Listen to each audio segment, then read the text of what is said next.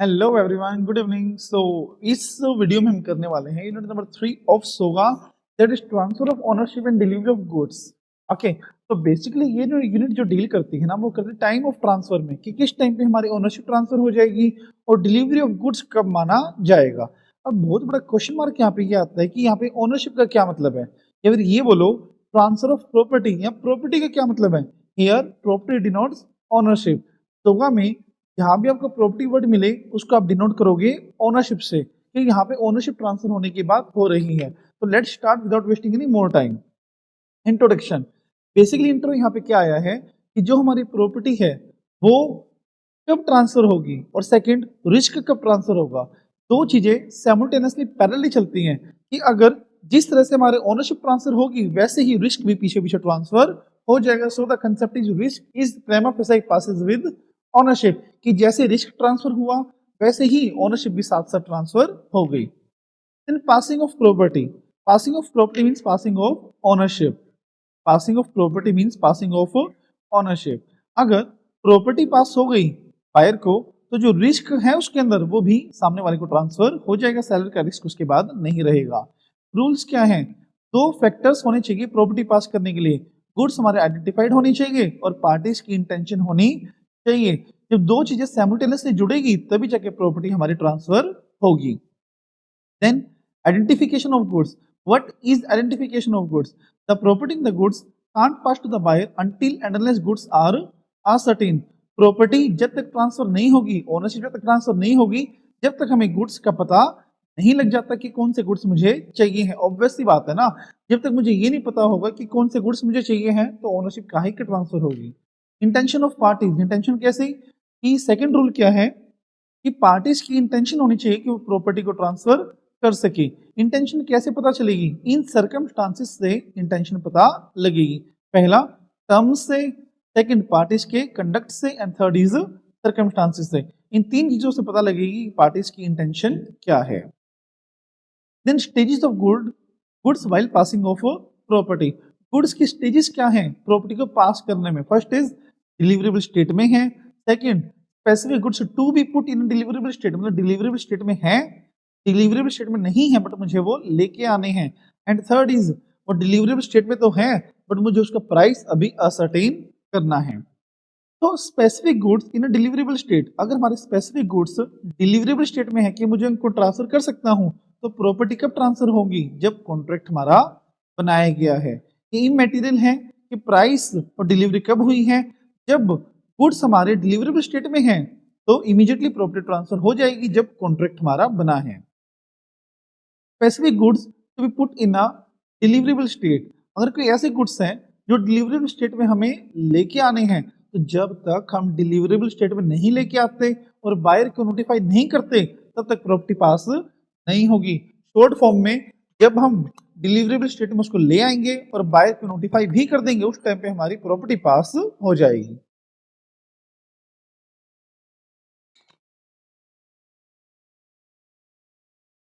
After that specific goods in a deliverable state when the seller has to do anything in order to ascertain the price। अगर seller को ऐसा कुछ करना हो तो उसका प्राइस पता लगाना हो, मतलब प्राइस अभी पता उसको नहीं है, प्राइस फ्यूचर डेट में पता लगाना है, तो जब प्राइस पता हो जाएगा और बायर को नोटिफाई कर देगा एट दैट टाइम प्रॉपर्टी सामने वाले को पास हो जाएगी। तो तीन केसेस हमने पढ़े इसमें। यहाँ पे डिलीवरेबल स्टेट में है तो कॉन्ट्रैक्ट के टाइम पे ट्रांसफर होगी, डिलीवरेबल स्टेट में नहीं है तो जब हम उसको डिलीवरेबल स्टेट में लेके आएंगे उस टाइम पे ट्रांसफर होगी। और थर्ड वन इज जब हमें प्राइस ही ना पता हो, तो जब प्राइस पता लग जाएगा उस टाइम वो डिलीवरेबल स्टेट में मानी जाएगी। फिर अनअसर्टेन गुड्स। अनअसर्टेन गुड्स मैंने आपको यूनिट 1 में बताया है क्या होता है। अनअसर्टेन गुड्स हमारा होता है जो पता नहीं है हमारे कि हमें इनमें से कौन से गुड्स मिलने वाले हैं, उसको हम बोलते हैं अनअसर्टेन गुड्स। तो अनअसर्टेन गुड्स के केस में प्रॉपर्टी पास कब होगी? फर्स्ट इज जब कॉन्ट्रैक्ट होगा, जब डिस्क्रिप्शन और क्वालिटी पता होगी, जब गुड्स हमारे डिलीवरेबल स्टेट में आ जाएंगे, जहां पे गुड्स एप्रोप्रिएट हो जाएंगे विदाउट एनी कंडीशन। एप्रोप्रिएट का मतलब डिलीवरी, कि हमने बायर को डिलीवरी कर दिया without imposing any condition. Appropriation buyer की कंसेंट से होनी चाहिए और सेलर की कंसेंट से भी होनी चाहिए, और एसेंट चाहे एक्सप्रेस हो चाहे इंप्लाइड हो। तो these are the conditions where the ownership in a certain goods can be transferred. Okay, first is contract होना चाहिए, सेकंड डिस्क्रिप्शन एंड क्वालिटी होनी चाहिए, थर्ड डिलीवरेबल शीट भी होना चाहिए, फोर्थ अनकंडीशनली हमने वो अप्रोप्रिएट कर दिया हो, फिर एसेंट होनी चाहिए, और फिर एसेंट चाहे एक्सप्रेस हो चाहे इम्प्लाइड हो। ओके, फिर आता है हमारा meaning of unconditional delivery. Unconditional delivery का मतलब क्या है कि सेलर ने गुड्स सामने वाले को डिलीवर कर दिए हो और राइट ऑफ डिस्पोजल अपने पास ना रखा हो, मतलब कोई भी कंडीशन डिलीवरी के टाइम पे उसने इम्पोज ना करो। इस तरीके का एग्जांपल दे दो। एग्जांपल इसके ये हो सकता है कि मैंने जब डिलीवरी किया तो मैंने उसके ऊपर कोई कंडीशन नहीं लगी कि पहले आपको पैसे पे करने हैं तब ओनरशिप जाएगी, आपको ये करना है तो ये होगा, ऐसी कोई कंडीशन मैंने उस पर इम्पोज नहीं करी। फिर delivery of the goods to carrier, simple सी चीज है, अगर कैरियर को गुड्स डिलीवर कर दिए तो ये माना जाएगा कि मैंने बायर को गुड्स डिलीवर कर दिए हैं। Transfer of ownership most most most important MTP 2 में क्वेश्चन आया हुआ है जनवरी 25 वाले में। Transfer of ownership in case of goods Saint on approval और ऑन रिटर्न बेसिस, कि जो हमारे गुड्स हैं उनकी ओनरशिप कब ट्रांसफर होगी, अगर गुड्स का केस सेंट ऑन अप्रूवल का है और रिटर्न बेसिस का है, कब ट्रांसफर होगी देखते हैं। सेल ऑन अप्रूवल में या तो बायर सिग्निफाई कर दे हाँ या ना में, या फिर वो सिग्निफाई ना करे, प्रिस्क्राइब टाइम के अंदर अंदर, टाइम एक्सपायर हो गया तो ऑटोमेटिकली वो चीज सामने वाले को ट्रांसफर हो जाएगी। और या फिर ऐसा कुछ कर दे वो इक्विवेलेंट टू एक्सेप्टिंग हो, मतलब ऐसा कुछ कर दे कि ये माना जाए कि गुड्स हमारे एक्सेप्ट हो गए हैं। ओके, सेल फॉर कैश और return basis where the goods have been delivered by a person on the condition that good was to remain the property of the seller till they are paid off, property therein passed to the buyer until the terms are complied with। बिल्कुल simple सी चीज है कि goods की ownership कब transfer होगी, property कब transfer होगी, जब जो कंडीशन लगाई गई है वो कंडीशन पूरी हो जाए। कंडीशन अगर पूरी नहीं हुई तो कोई ट्रांसफर नहीं होगा। Then reservation of right of sale, जिसको हम बोलते हैं कंडीशनल सेल। ये बताओ क्या सेलर कभी अपना राइट ऑफ सेल को रिजर्व कर सकता है कि यार ये राइट ना मेरे पास रिजर्व रहे कि मैं किसी को भी सेल करूं बाद में, या बाय इम्पोजिंग द कंडीशन की कंडीशन इम्पोज करके वो ऐसा रिजर्वेशन कर सकता है कि मुझे सेल अब नहीं करनी है। गॉट इट, समझे, ये पॉइंट है। तो where there is a contract of sale and seller have reserved its right of disposal itself by imposing certain terms and conditions। अब क्या क्या सर्कमस्टांसेस हैं जहां पे वो राइट ऑफ सेल रिजर्व हो सकता है। फर्स्ट इज जैसे रेलवे अथॉरिटीज को मैंने गुड्स डिलीवर कर दिए, बट मैंने उनको कहा कि आप उनको डिलीवर जब ही करोगे जब मेरा ऑर्डर आएगा, मतलब मैंने रेलवे अथॉरिटी को कहा कि मेरे फोन कॉल का वेट करना, जब फोन कॉल आएगा तब आप डिलीवर करना गुड्स को। तो इस वे से मैं अपने गुड्स को जो राइट ऑफ डिस्पोजल है वो अपने पास रिजर्व करके रख सकता हूँ। और जहां पे उसने इनवॉइस बनाया हो और इनवॉइस के साथ साथ बिल ऑफ एक्सचेंज भी दिया हो कि वो एक्सेप्ट कर सके, बट बिल ऑफ एक्सचेंज उसने फाड़ दिया और इनवॉइस एक्सेप्ट करके गुड्स ले लिए, तो क्या ओनरशिप ट्रांसफर होगी। सोचो मेरी बात, मैंने क्या बोला था, जैसे हमारे सामने राम बैठा है, मैंने राम को बोला देखो मैं गुड्स आपको डिलीवर कर रहा हूँ बट आपको ये चेक साइन करके देना है मुझे कि आप इस टाइम पे डिलीवर कर दोगे, और साथ में ही ये इनवॉइस दिखा देना और गुड्स ले लेना। अब उसने जो चेक दिया था वो फाड़ दिया बट इनवॉइस दिखा के गुड्स ले लिए, तो क्या ओनरशिप जानी चाहिए, नहीं, क्योंकि मैंने कंडीशन इंपोज करी थी कि ये चीज पहले हो जानी चाहिए। Okay, then risk prima facie passes with ownership, जैसे ही ओनरशिप जाएगी रिस्क भी उसके साथ साथ चला जाएगा। Okay, then transfer of title by non owner, पता है क्या होता है, एक रूल होता है अपना, रूल का नाम क्या है आप सब लोग जानते ही होंगे, दैट इज एमओ डैट क्वेड नॉन हैबिट। क्या है, एमओ डैट क्वेड नॉन हैबिट, मतलब जो पर्सन खुद ही ओनर नहीं है वो किसी और को ओनरशिप ट्रांसफर नहीं कर सकता। क्या बोला, जो पर्सन खुद ही ओनर नहीं है वो किसी और को ट्रांसफर नहीं कर सकता, बट कुछ केसेस हैं जहां पे नॉन ओनर भी सेल कर सकते हैं। First is sale by mercantile agent, अगर कोई एजेंट है राइट और वो ऑथराइज है सेल करने के लिए, तो बेशक से वो ओनर ना हो फिर भी ओनरशिप सामने वाले को ट्रांसफर हो जाएगी, बट सामने वाले गुड फेथ में होना चाहिए और उसको no knowledge of no authority to sell होना चाहिए, मतलब उसको कोई एडवर्स चीज की नॉलेज नहीं होनी चाहिए, उसको ये नहीं पता होना चाहिए कि सामने वाले को अथॉरिटी नहीं है। बेशक से सामने वाले को अथॉरिटी नहीं है बट वो समझ रहा है कि अथॉरिटी है तो वैलिड मानी जाएगी। Sale by one of the joint owner, बढ़िया केस है ये, सुनो ध्यान से। मतलब क्या है इसका, अगर दो को ओनर्स हैं, दोनों में से एक को ओनर ने गुड्स किसी और को ट्रांसफर कर दिए, तो वहां पे ओनरशिप सामने वाले को ट्रांसफर हो जाएंगी अगर सामने वाला गुड फेथ में है और उसको no knowledge of no authority to sell by joint owner है। Sell by person in possession under voidable contract, ये टुनटुन मूसी वाला एग्जांपल हमने लिया था। इसके पास 25 लाख की अंगूठी थी और वो मंगल सिंह ने चोरी कर ली और आगे भीम को बेच दी। ठीक है, अब भीम को ओनरशिप ट्रांसफर हो गया नहीं होगी बताओ? चोरी की अंगूठी बेच के क्या बताओ मंगल सिंह ने वैलिड सेल करे नहीं करे, भीम क्यों वैलिड सेल हो गया नहीं होगी? डेफिनेटली होगी अगर भीम गुड फेथ में है और उसको प्रीवियस किसी भी एक्ट की नॉलेज नहीं है तो उस टाइम पे ओनरशिप ट्रांसफर हो जाएगी। Got it? Very good. उसके बाद हमारा पॉइंट आता है that is sale by one already sold the good but continue to be possession there of, मतलब सेलर ने सेल कर दिया बायर को बट पोजेशन अभी भी सेलर के पास ही है और इस पर्सन ने आगे बायर टू को सेल कर दिया, तो वैलिड या इनवैलिड डिपेंड करता है बायर टू को प्रीवियस सेल की नॉलेज थी या नहीं थी। अब ये बताओ बायर टू को अगर प्रीवियस सेल की नॉलेज थी तो बायर टू को वो परचेज नहीं करनी चाहिए ना, उसको ये कहना चाहिए यार बायर वन को बेचा हुआ है तो उसका नुकसान हो जाएगा, तो इसीलिए ये वैलिड माना जाएगा अगर बायर टू गुड फेथ में हुआ और उसको प्रीवियस सेल की नॉलेज नहीं हुई तो, ये याद रखना चीज।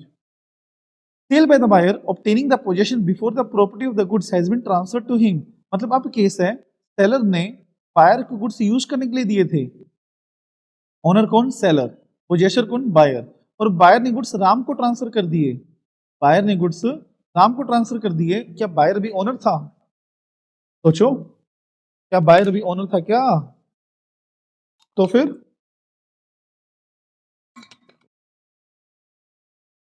बायर ओनर नहीं था, बायर सिर्फ पोजेसर था। ओके, और बीइंग ए पोजेसर अगर उसने गुड्स किसी और को ट्रांसफर कर दिए तो वहां पे वो वैलिड बिल्कुल भी नहीं माना जाएगा। ओके, ये है हमारा कंसेप्ट। और अगर राम को इस बात की नॉलेज नहीं है कि बायर ओनर नहीं है और गुड फेथ में है तो सेल वैलिड मानी जाएगी। इफेक्ट ऑफ स्टॉपल, अगर ओनर के बिहाफ पे किसी और पर्सन ने कहा कि मैं इसका ओनर हूं और एक्चुअल ओनर ने उसको डिनाई भी नहीं किया है तो वो अफेक्ट ऑफ स्टॉपल आ जाएगा और वो ओनर मान लिया जाएगा और उसने जो सेल करी है वो वैलिड मानी जाएगी। Sale by an unpaid seller, मतलब क्या है यहाँ पे?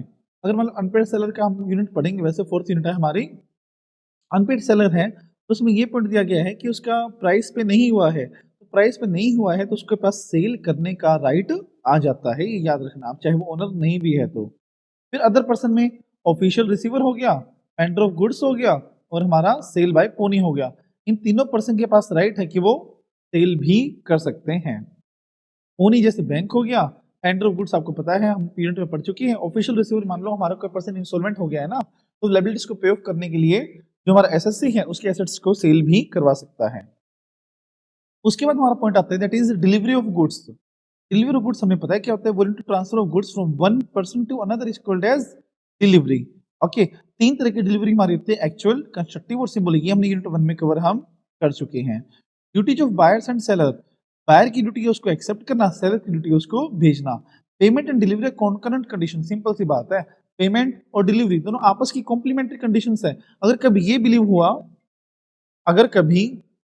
हुआ कि हम पेमेंट नहीं करेंगे या डिलीवरी नहीं करेंगे तो दूसरा पर्सन में परफॉर्म करने के लिए रिस्पॉन्सिबल नहीं है।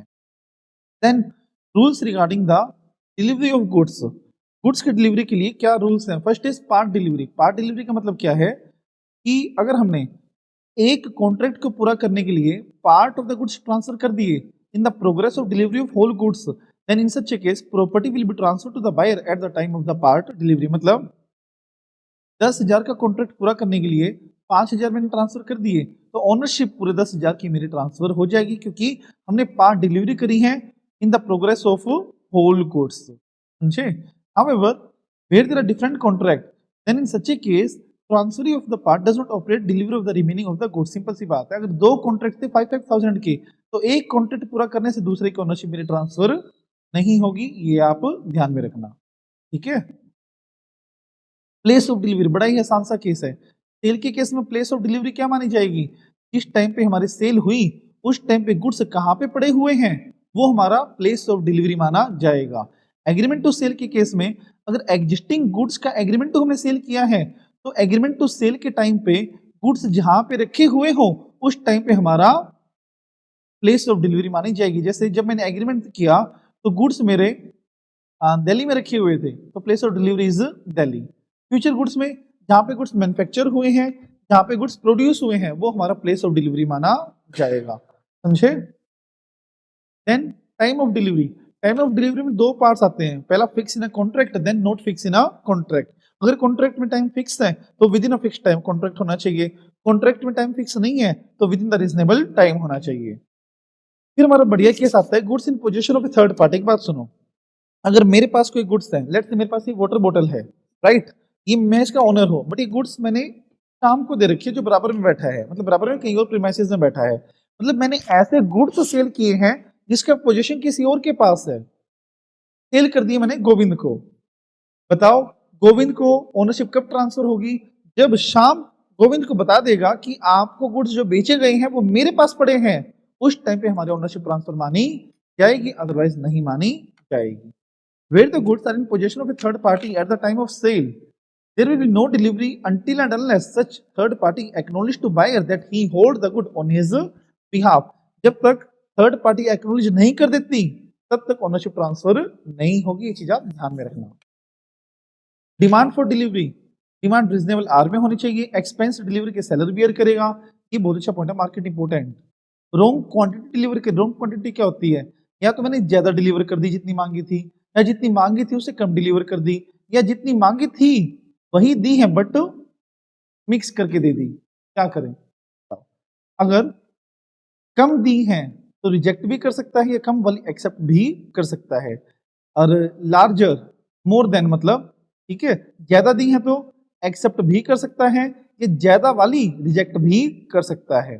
फिर मिक्स करा है तो अल्टीमेटली वो रिजेक्ट भी कर सकता है और एक्सेप्ट भी कर सकता है अगर वो सेपरेबल है तो, बट सेपरेशन के एक्सपेंसेस सेलर बियर करेगा। ओके।